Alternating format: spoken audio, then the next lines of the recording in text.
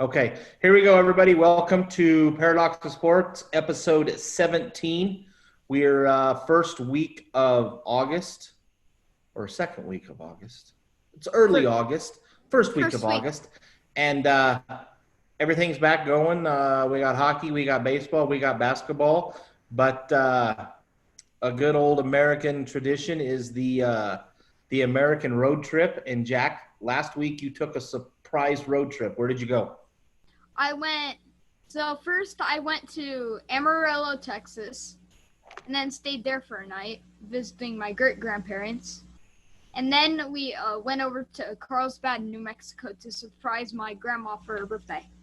Nice. So, how much notice did you have? Did your parents give you a heads up that you were going, or did they surprise it, or how did the preparation for that go?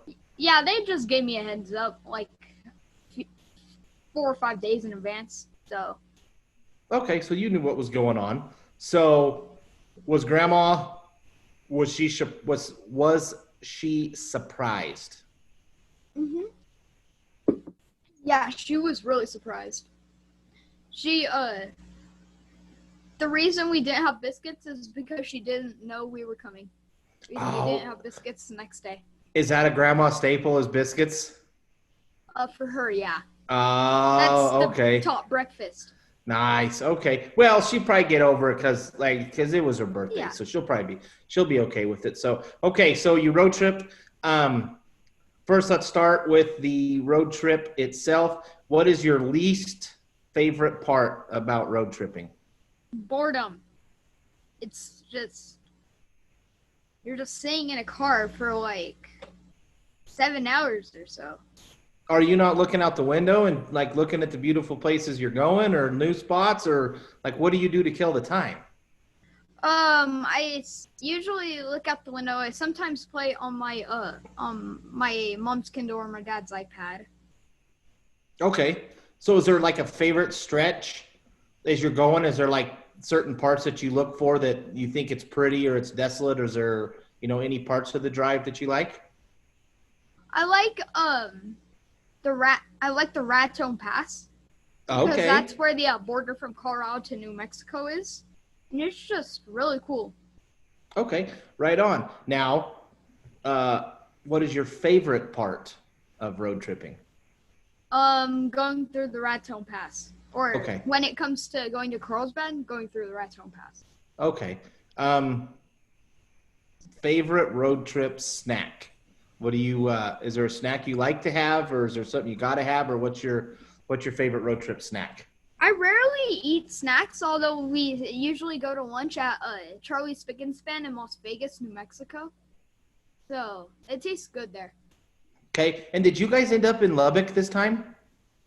Oh yeah, we went to Lubbock when we were going from Amarillo to Carlsbad. We took the So, scenic route.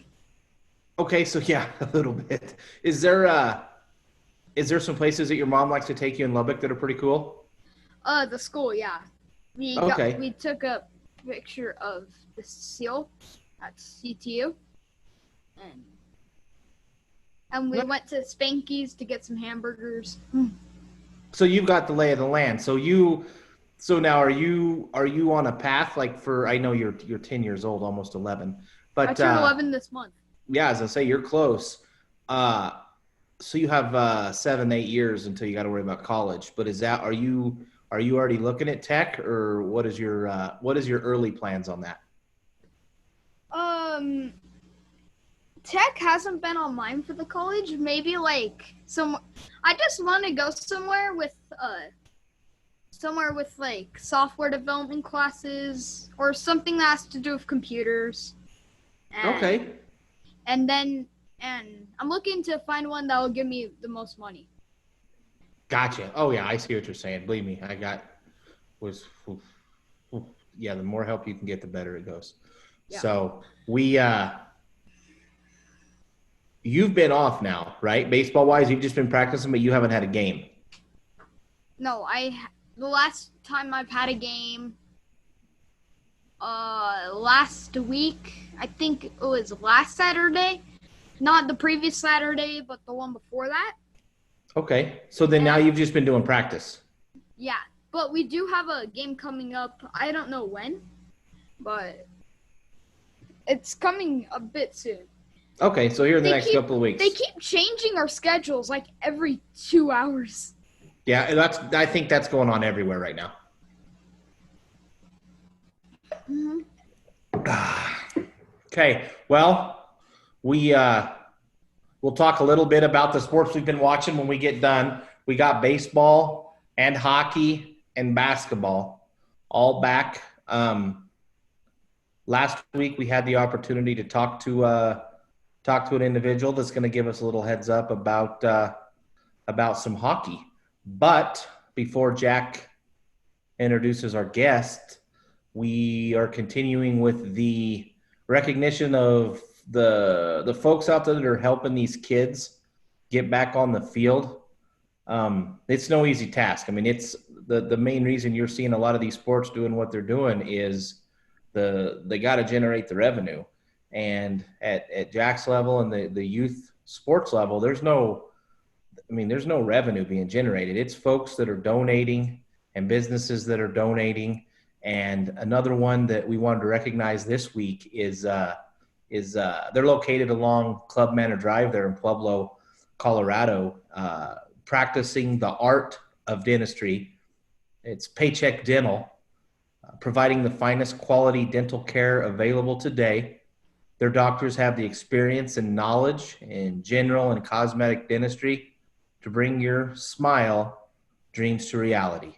So Paycheck Dental, if you get the chance, check them out on Facebook or at paycheckdental.com. Let them know thank you for doing what they're doing. That's money they do not have to be spending on youth sports. So thank you, Paycheck Dental, for helping Jack and his buddies get on the field. So with that, Jack, you want to go ahead and introduce tonight's guest? All right.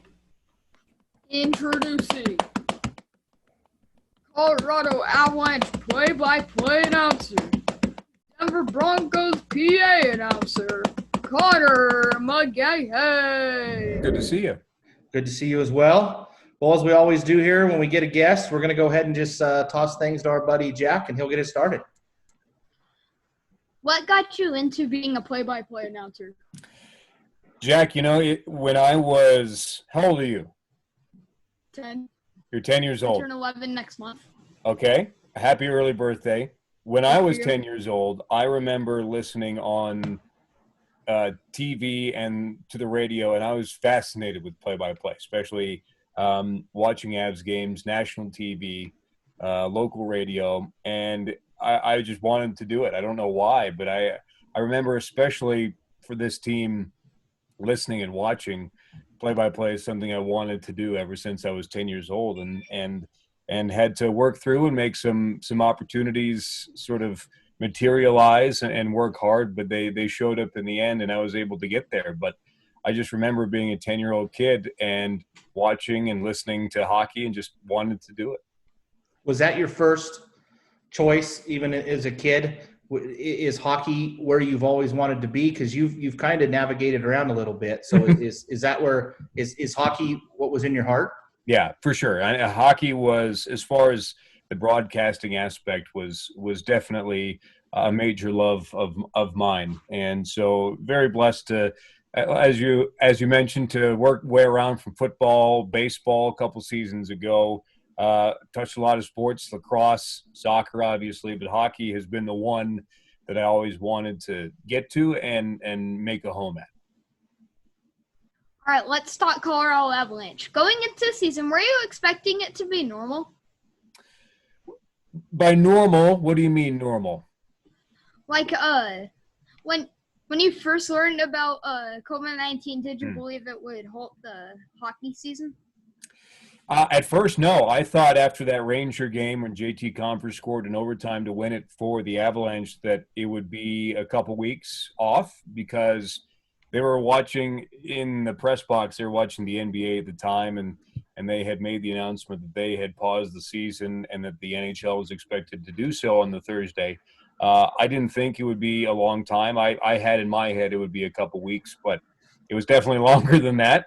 and they worked really hard to get it back to where it is. And at the time of this recording, exhibition games are being played in Toronto. So it's been a long journey, but hockey is back. But no, I didn't expect it to take so long. What was it like kind of immediately those first few hours? It was a Wednesday night. I remember here at the house, my wife had actually left. She does the nursery at church. So she left Wednesday night and came home 2 hours later. And the stuff that had happened over that 2 hour period, I couldn't explain to her. So like just with your group, with the basketball group and the hockey group and the text messages, what those first few hours when they canceled that NBA game, I think it was in Oklahoma City. Yeah, it was. What was that like, those first few hours? What was your guys' communication like? Well, we have, our text group, and I think there was some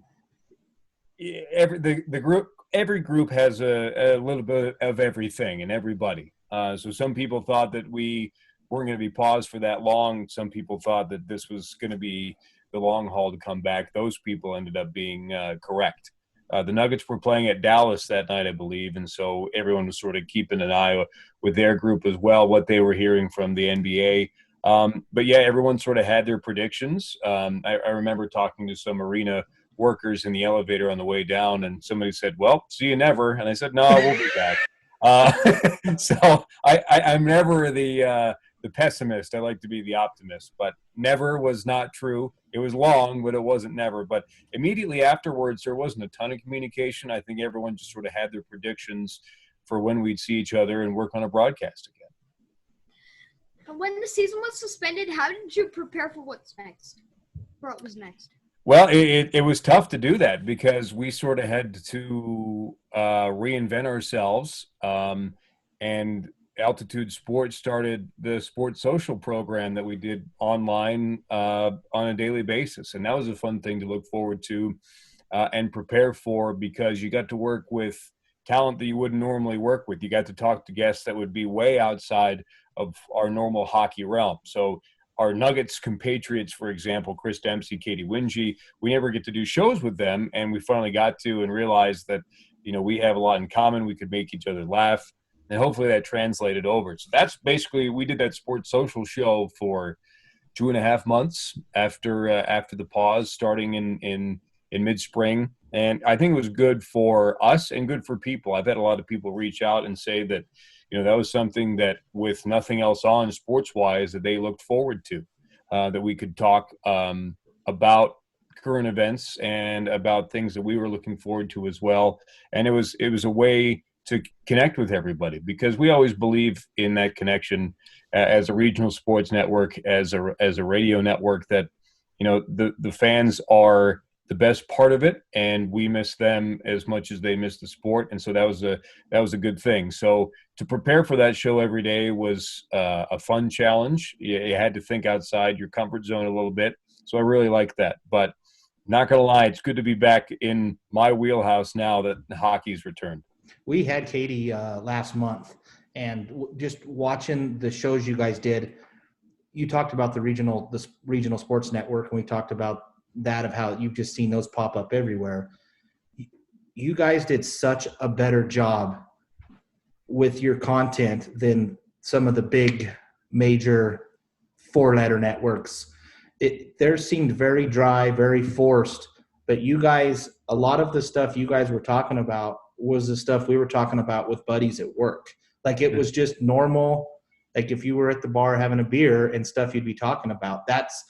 I thought you guys did a great job, and I liked watching the hockey and the basketball folks, because you don't see a lot of that when the season's going. So right. I thought you guys did a great job. Well, Kevin, that means a lot. And our boss, Ken Miller, would be ecstatic to hear that response, because that was the goal. Matt Hutchings, the entire sort of upper echelon of management at KSC, that was the idea for that show going forward is, look, this should be an organic show. It should be friendly. It should be funny at times when there's not a whole lot of levity in the world around us. And it's like, if you're listening to your daily radio shows, whether it's on FM, sports station, whatever, the best shows are the ones that happen organically, and not the ones that are so planned out and so robotic that nobody has any freedom to move or show any personality.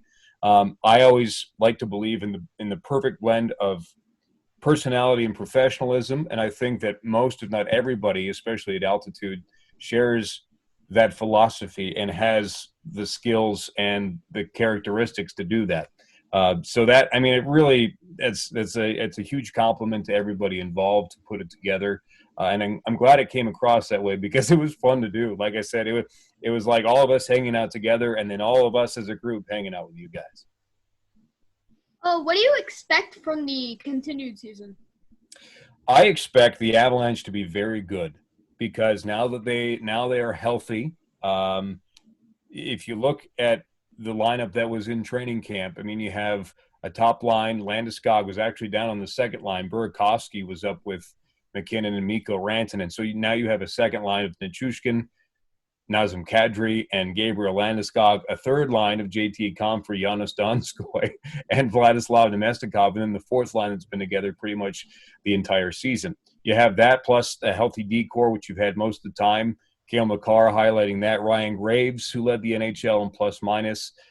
Sam Girard, Eric Johnson, Zadorov, and Ian Cole, two-time Stanley Cup champion. And now you have Bowen Byram, who's on the trip. You have Connor Timmins, who's on the trip. Shane Bowers, part of the forward group. So you're starting to get a glimpse of the future now with the Avalanche. But with that forward group and a very deep defensive core, a lot of guys learned some lessons from the playoff run last year. Some of the guys from 2 years ago versus the Nashville Predators, they're starting to apply those lessons, which are different than regular season lessons, to this very unique situation in Edmonton. So a lot of people around the league expect them to do very, very well. Talking Cup final, I would expect the same because it's a lineup, especially if healthy, that could be really exciting to watch. I kind of felt like last year they were a year ahead of schedule. Like when they got hot in Calgary, and I was looking forward. Man, our youngest daughter, we didn't take her on her birthday in October because I told her we were going to go to playoff games, and she is not happy with us right now. But it's not like this is the end of the window closing. No. So no matter how crazy this is at the end of this year, you don't ever want to say we got next year. But you're right. The Avs are right in a sweet spot right now. Yeah, 100%. I mean, they, like I said, contractually, if you look at when deals expire, who needs to be renewed, and when, key pieces as well, that's set up nicely. And that's a piece that Joe Sakic, I don't think, has gotten, and Chris McFarland have gotten enough credit for, is not just dollar amounts, but how the contracts are spaced out so you don't get lumped in with major gaps and major years that take a big chunk out of your salary cap, which is, a lot of people thought was going to go up after this year. It's not right away. With the new CBA, it's been pushed up a couple of years, but that flexibility is always good and makes your team a perennial contender. And so that sort of orchestration and construction, I think, is an underrated part of the Avalanche front office and what they've been able to do. And you don't have a ton of UFAs expiring at the same time. Same with your restricted free agents.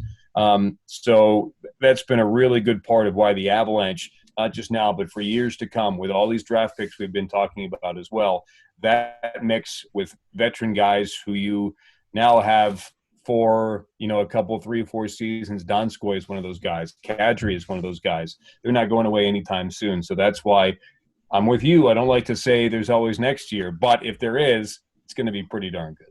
Okay, Jack, can I hijack it one more time and ask a 2-part question? Is that okay, Jack?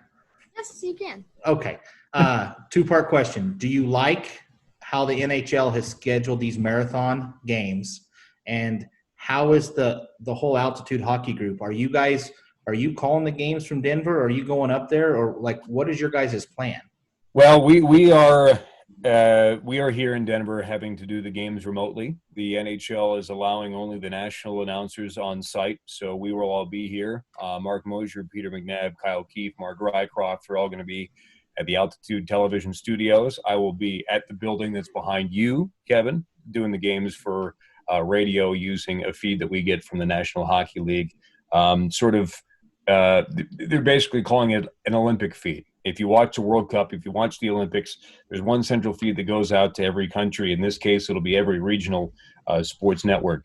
So we'll be getting that. We'll be calling the games off of that, which will be a challenge. It won't be easy. There's some things that and details that you usually get from a live broadcast that will be tough to accomplish with this, but it's what we have to do now, and so we'll do that. The first part of your question was what? The marathon, the way the marathon. NHL has set that. It's got like an old school. My daughters play hockey. Yep. We go to tournaments. This feels like when you go to the state tournament and you have games all day. Like I like it, man. I like it. Yeah, same building, same everything. I think it's great. I mean, the bubble and the atmosphere around the games for the teams will feel like that. A lot of guys have made that comparison of youth hockey tournaments to this. And for us, especially the first 9 days as hockey fans, when you have 5 and 6 games on per day that you can watch, I mean, that's awesome. It doesn't get any better than that. So I do like the schedule. I think the NHL was smart to be the first to announce that it was planning to come back and then the last to actually put it into practice because they wanted to get it right. They wanted to make sure that the schedule was going to work, the return to play plan was going to work. And what a monumentous accomplishment to put the return to play plan and the new collective bargaining agreement together into one. They got the vote done. They got it approved. And it's a good sign because to see the league and the Players Association on the same page for a lot of this is really unprecedented. And it shows a good sign of health for the NHL. Well, yeah, compared to what the disaster the MLB's been, to see hockey getting along that's nice. All right, Jack, it's all yours. All right. So, who are the teams to watch for the remainder of 2020? Wow, that's a great question. I am really excited to watch Edmonton-Chicago in that first round series. These are all 5-game series, which none of these guys have played in before. I don't think there's been a 5-game series in the National Hockey League since the early 80s. I could be wrong on that. You could check me, but none of these guys have ever played in that, and it's a different animal. Because if you go down 2-0 in a 7-game series, there's always the hope that you can come back. You can win game 3 and then win 1 out of the next 2, and there's always hope. If you're down 2-0 in a best-of-5 series, I mean, that probably more than likely is curtains for you.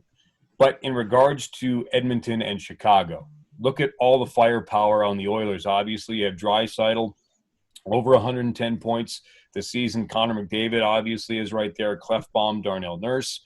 And then Chicago was not supposed to be in this picture. They were preparing to bow out, to prepare for an off season, and now here they are creeping into the playoffs, and they have guys that won't go away. Peter McNabb, one of his favorite, if not his favorite player in the National Hockey League is Patrick Kane, and when you watch him, he just dazzles. You can't take your eyes off him. He's also a difference maker, as shown probably the biggest example with the Stanley Cup winning goal versus the Flyers back in 2010. So he has the ability to take a game over. What's going to happen with Corey Crawford? He's now, he had COVID-19. He's on the trip. Can he really step up and play the type of game that we know that he can play? So that's going to be a really entertaining series. That's what I'm looking for in the first round. But the thing is, if you're one of those teams, seeds 5 through 12, you're going to have to play 5 playoff series if you want to win the Stanley Cup. That's really, really tough to do. But then again, anybody can do it. It's a level playing field. Momentum before the break means nothing right now. So to answer your question, honestly, I don't know what to expect, but it's going to be awesome.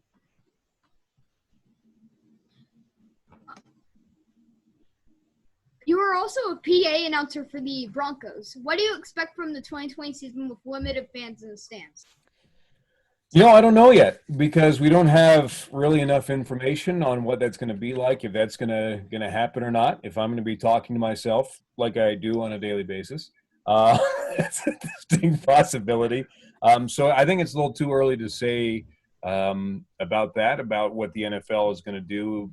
And it also depends in each city. Dallas would be different than Denver. Seattle would be different than New Orleans. So we'll see what happens coming up. I'm hoping that fans will be in the stands because atmosphere is everything. It's good to be watching these games on television, but the game is really for the fans, and for them to see their teams live means everything. So we'll see what happens in a couple weeks and a month and a half here. There's no preseason games. We know that. So opening night to opening day would be game number 1, and we'll see how much information comes out here in the next little bit. Okay, this will be my last one for me. So here in the last couple of weeks, Jack's got they had a story on him in the Pueblo Chieftain down there in Pueblo. And then last week, KKTV in Colorado Springs had a deal on him. So last 2 weeks, he's got a little play. Very popular. What advice would you give him on do's and don'ts once he starts getting recognized? Work hard, be you, be humble. That's simple, Jack. Not hard. What's your last one, Jack? Who will win the Stanley Cup? Ooh, isn't that the question? Oh, man. It's interesting because now that betting is going to make its way into the NHL. Finally. Yes. It's fascinating to see the numbers early on. Obviously, all the heavy hitters are favorites, including the Avalanche, by the way. I think they're plus 800, maybe plus 750, I think was the latest number for the Avalanche to win the Stanley Cup. But it's hard to say. I mean, everyone likes to talk about a Boston-St. Louis final for the second year in a row. It's really hard to do, to make it back as the same matchup 2 years in a row. It almost never happens.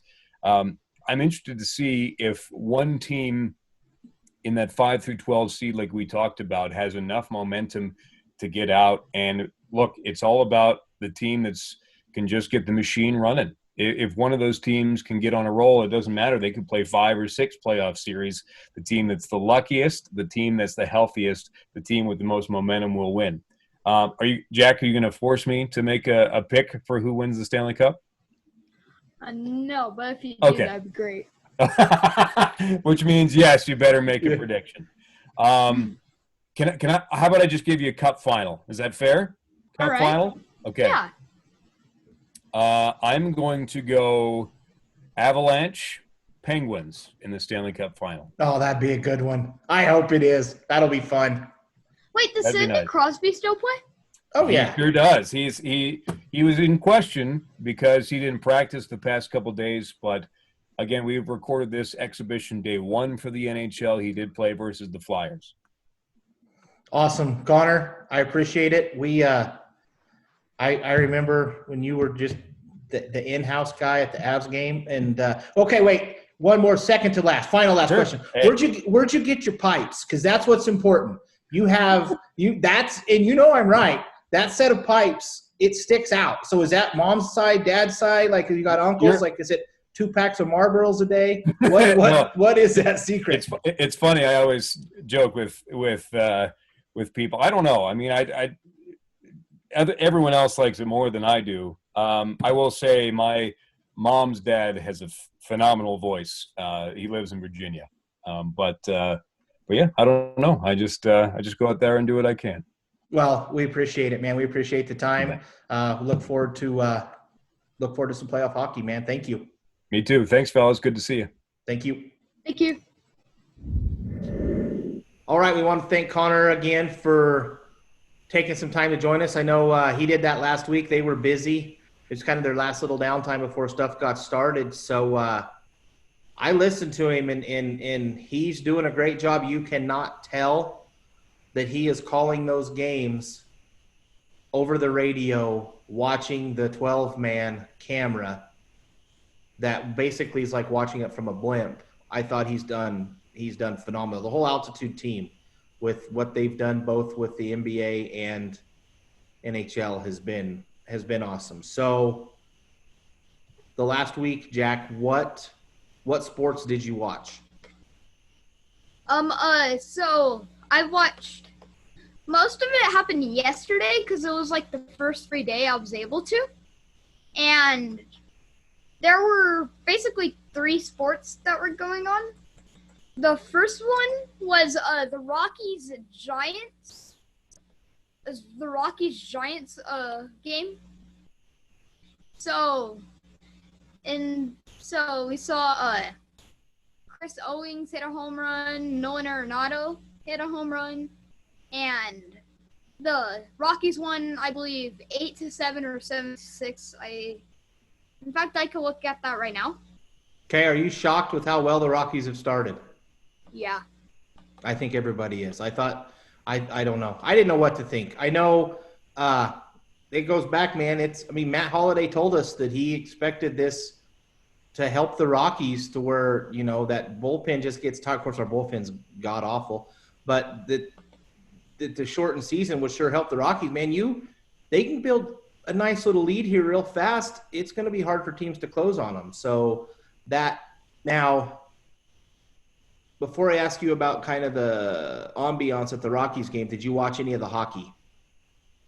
Yes, I did. I watched Avalanche when we were heading home. At lunch I watched the Rockies St. Louis Blues game. Okay. And we saw 31 saves from the Rockies goalie Philip. I can't remember his last name. It's Grubauer. Grubauer. It was hard to say. And then we saw a buzzer beater goal by is his name Nezam Kadri. Yep, Kadri. And he scored the goal with 0.01 seconds left. Now, in the presentation of the two, and then in even with the NBA and the NHL they are able to just shoot the action from the one side of the court. So if you noticed on the NHL, on the arenas, on the backside, they have those big jumbotrons and lights and almost make it look like there's just a light wall there. And then they have the bottom row of seats. You can't really see empty seats at either the NBA or the NHL games, whereas at the baseball, you just see an empty park. Did that cross your mind at all when you were watching or not? The empty seats? Yeah, we're like the empty seats in baseball versus what the NHL and NBA are doing with like the Jumbotron and the lights in the background and stuff. So did you notice that at all? Yeah, I noticed that. It felt like there were home games, although they were at neutral sites. Okay. Yeah, I know the NHL is letting the home team in the NHL, when they score a goal, they're playing their goal music and stuff like that. So, So I don't know. They're trying. It's good. I think just from what I'm seeing, hockey looks substantially more intense than the NBA. Now, I know the NBA has not got into their kind of playoffs and stuff yet, but the hockey, man, they're fighting. They're going hard. It's intense. So we'll keep watching it and kind of see from there. So what else? Was there anything else? Did you watch some of the NBA? Yeah, I watched the last night's Nuggets and Thunder game, which went to overtime. Nuggets won 121-113. We saw Michael Porter Jr. score, I believe, 37 points. Career high. And we saw Nikola Jokic get a triple-double, which I thought was surprising with his 10 assists. Nice. Centers don't get that many assists. No, but he passes the ball well. He's a hell of a hooper. So, okay, well, we're going to end it here with our if you could. Yesterday evening, the Colorado Rockies put out their walk-up music for all the players. So I didn't count all of them. Some guys only have one, some guys have two. Daniel Murphy has 4. So we were, this week's if you could choose one of the songs off the Rockies walk-up music, which one are you choosing? You only choose one. So yes. I will go first. There are several on there that some of them are a little old school, some new stuff, a little Post Malone. But I'm going to go with Chris Owings' Blinding Lights by The Weeknd, just because it's the one that has the little TikTok song where you do the little dab at the start and then you do the little thing with sparkles and all that. So you see some fat dads doing that on TikTok and stuff. So for me, if I could pick one Rockies walk-up song, I'm picking Blinding Lights by The Weeknd, which is Chris Owings. So for you, which one are you picking? I was going with the same thing. Oh, that's crazy. Okay, that wasn't even planned. Why? No. Why do you like that song? It's probably my favorite song out of all of them. Okay. Dude, that's awesome. Yeah. So we got similar taste in music. That's a good sign. Mhm. Cool. And so, it seems like a Fat Dad TikTok song, according to you. oh, it is definitely a Fat Dad TikTok song. So we'll have to find some TikToks and I'll send them to your dad so you can watch the TikToks to this are hilarious. So, but okay, so what do you got going? What's on the agenda this week? What I got going on? Yep. So baseball practice is tonight, I believe. Okay. Yes, it's Tuesday. We film these on Tuesday nights. This episode you will have just watched. The audience will have just watched the Nuggets, then the Avalanche play. This will drop as soon as the Avs game is over on Wednesday night. Yes. And this is and that's about it, really. There are some events in Fortnite that I need to attend on Wednesday, Friday, and Saturday. Okay. Which include the cars being available in Fortnite. I get to watch a Japanese internet personality travel the world, I believe. Okay. And then the next day I get to watch ESPN's The Ocho. Nice. Cool. Well, I think that's going to wrap it up for us. Mm-hmm. Sweet. Breaking just before we started taping this, the Colorado High School Activities Association put out their sports calendar for the year. It's a disaster / they had to do what they had to do. We're got the executive producer on the phone right now lining up guests. We're hoping to talk a little bit more about that next week. So with that, man, Jack, have a good week. All right. You Cool. too. Awesome, man. Good job. Thanks. Later. Later.